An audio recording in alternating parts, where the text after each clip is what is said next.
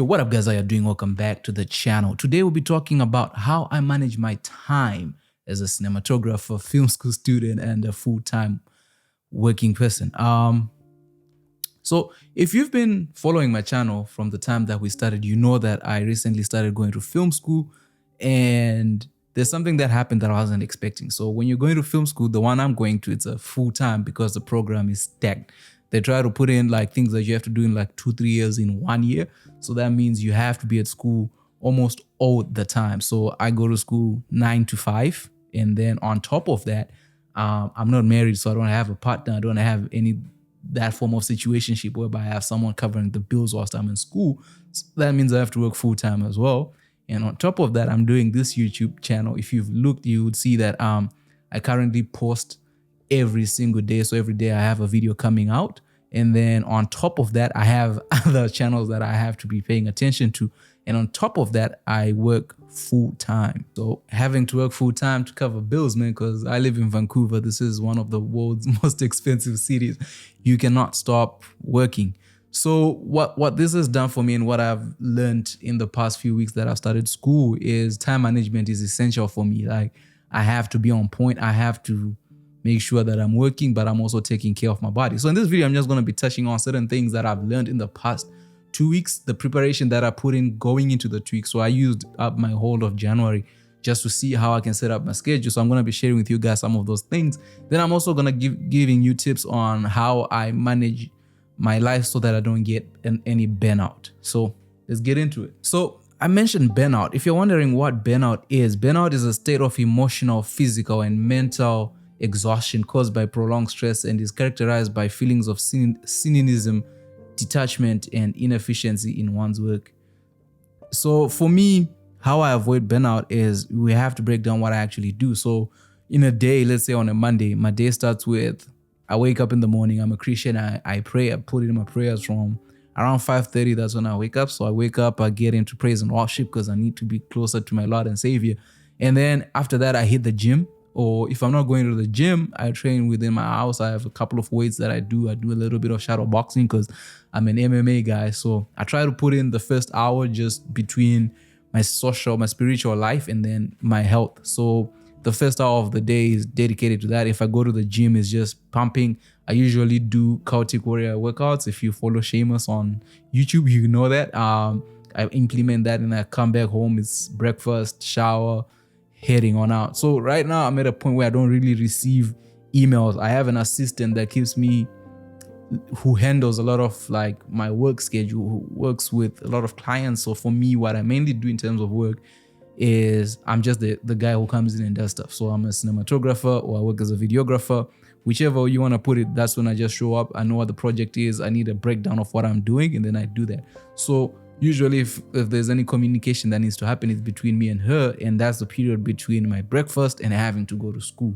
So because school is at 9, it's like a 30-minute trip, but currently I use our transit system because parking, the school is centered downtown Vancouver and it's impossible to find parking. So that way I have a time for transit, which is like a 30-minute transit.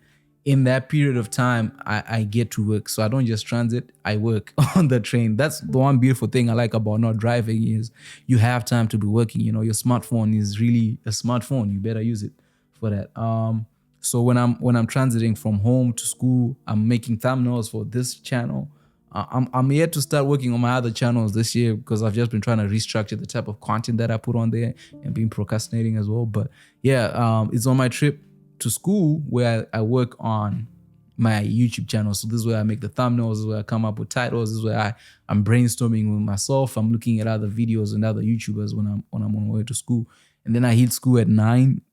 Whilst in school, what tends to happen is in each class, so it's like 4 hours, I get 2 breaks, 15-minute breaks.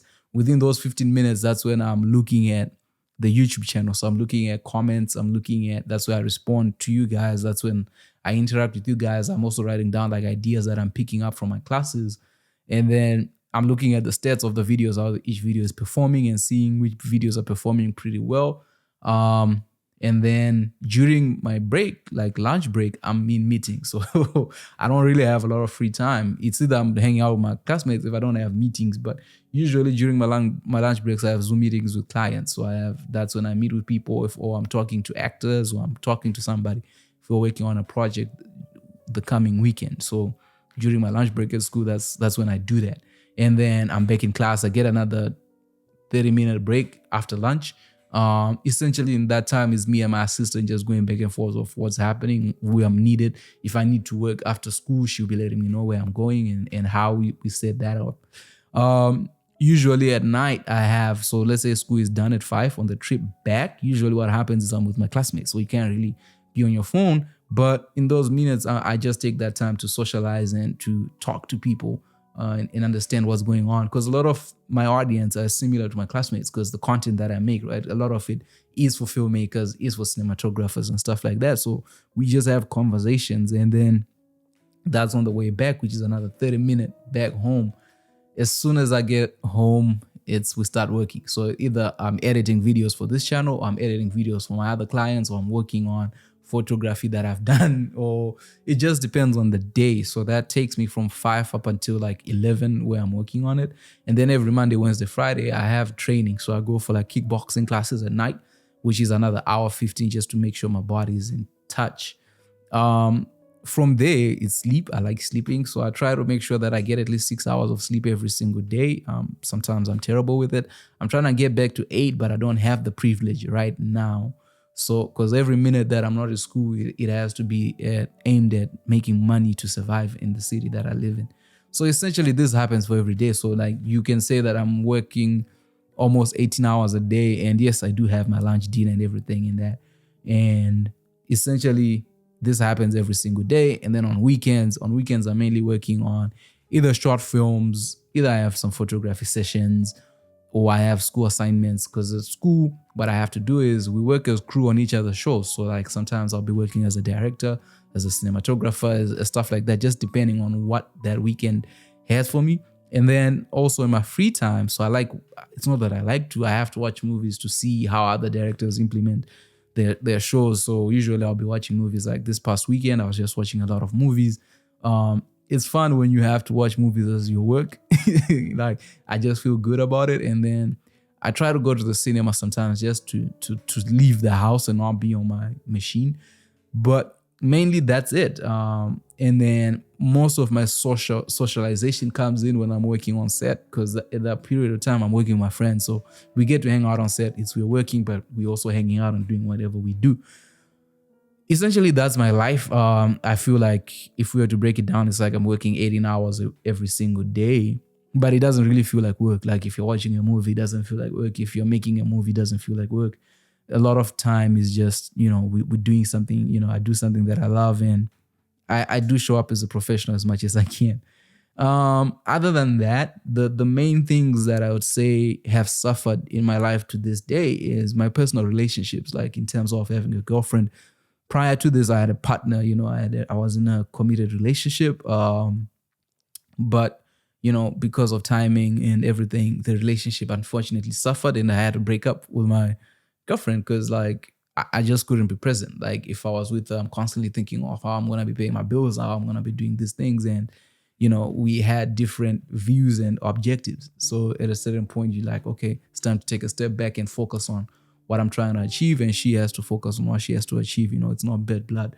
So essentially that's my life to date. And then so right now I'm just gonna touch on you in terms of how I organize it. Like I try to use Google Maps as much as possible just to schedule and see how each time can be allocated, but I'm not really one to have written down things. Like a lot of times I know everything works around my school schedule, and then I just try to stay sane. So in the next part of the video, I'm just going to be sharing with you ways that I avoid getting burned out with such a schedule. To avoid burnout, the first thing is, if you've been listening, is I prioritize my self-care. So by self-care, I mean self-care is essential to maintaining good physical and mental health. Make sure to get enough sleep, eat well, balance meals, and engage in regular exercise. Also take time to relax and do things that you enjoy. So the main thing for me, what I've tried to do is, in order to take care of myself, I hit the gym very well. Like I did a bad job because in the past few periods of my life, like in the last 6 months, I just went through a very difficult phase because I was in a very like difficult relationship that I had to navigate in. And I'll make some videos on that as well as a creative, how it's important you understand the type of relationships that you get into. But I was in a difficult moment, so I wasn't hitting the gym as much as I would like to. But what I've started to do now is I've started going back to the gym. I've started training again, and that allows my body just to be in peak position, right? Because I'm getting older, so the more I wake up, the more I take care of it, and then I just watch what I eat. I used to drink a lot of alcohol. I used to eat a lot of chocolates, and I've just cut out a lot of sugar. And then for my birthday, I bought myself a PlayStation 5 so that I can play some games. I mean, I enjoy playing FIFA, but I don't really play it all the time. Like, I think it's been months since I've played it, ever since I got it. But that's something that I just do, like when I'm like, oh, I'm not feeling much, and then I just challenge myself to a game. Or I go for drives, or I go for a walk, or like I enjoy MMA. So every like 3 days I get into that. The second thing is set boundaries. So you gotta set boundaries between work and your personal life, making sure to disconnect from work when you're not working and take time to spend with family and friends. So the key thing for me with this one is, a lot of times when you're freelance and when you work for yourself, your personal life tends to try and get into your work life. So I try to set them apart. And then, like I said, like I don't really have a girlfriend, so I don't really have much of a personal life as well. But when I'm with my friends, I just try to hang out with them as much as I can and not let my work influence what we're doing. I do have a good time sometimes, but most of the times I'm working. The third thing is practice time management. As I said, use your time efficiently, prioritize your tasks, and focus on the most important ones. Use tools like calendars, to-do lists, and alarms to help you stay organized. So I always try to do this as well, like just to use to-do lists. And I have a board where I write what my goals are for the year, for the month, for the week, for the day, and stuff like that, just to make sure that everything is organized. And when the week ends, we don't reflect and be like, damn, I haven't done this. Learn to say no. It's important to learn to say no to tasks that are not essential to your role or that you don't have the capacity to take on. It's easy to get overwhelmed when you try to do too much. So the one thing, because of the skills that I have, is I find myself in a position where people ask me to engage in different activities and they offer me different opportunities, because what happens is what I have, some people don't have it and they see that as a massive opportunity, like to work together. But sometimes you have to say no. A lot of times, like I remember speaking of my partner, like she'd be like, do you always say no to things that I want you to do? And it's like, no, I don't say no to things that you want me to do, but I'm not going to spend much of my time watching reality shows, you know what I mean? Like at this point in time, I'm working, so unless something helps me get to something, then I'll watch it or stuff like that. But a lot of times I say no to hanging out. Like my friends probably don't like me right now, but the thing is, I've dedicated myself to a certain goal that I'm trying to achieve. And then get support. It's important to have a support system in place. This includes family, friends, co-workers, or a therapist. Talking to someone about your workload can help to relieve stress and provide a different perspective. This is one thing that I've really valued this year, like, is just being open and finding people that are willing to listen, to talk to. I have a group of friends that I just go and talk to about like things. Like a lot of times I feel overwhelmed. A lot of times I feel like, how am I going to handle the situation that's coming up next? And I have friends that I speak to. I try to look into therapy, but it's quite expensive, having to pay for film school, having to pay for my own living. Like I don't have the financial resources at this point to go to therapy, but what I do have is friends that are open-minded and are willing to listen. Take breaks. It's important to take regular breaks throughout the day to rest and recharge. This could be a short walk, meditation, or quick nap. This is something that I do frequently, like taking breaks, like I said, when I'm coming back from school, when I'm speaking to my friends and just having a good time. Like that's a break for me. Sometimes I take naps. Like I'm somebody who likes power naps, 15-30 minute naps before I get into my other work. Like if I get home at 5:30, I'll take a 30-minute nap and sleep until 6 and then start again. And then finally, it's reflect on your work and think about how you can improve to make changes. Reflecting on your work will help you stay motivated, engaged, and to make better use of your time. So the key thing for me with reflect on your work is everything we're doing is not to stay the same, right? I'm not working to be in the same position. I'm not making these YouTube videos to be in the same position. I'm not going to school to be in the same position. Everything that I'm doing is to progress me towards the next level.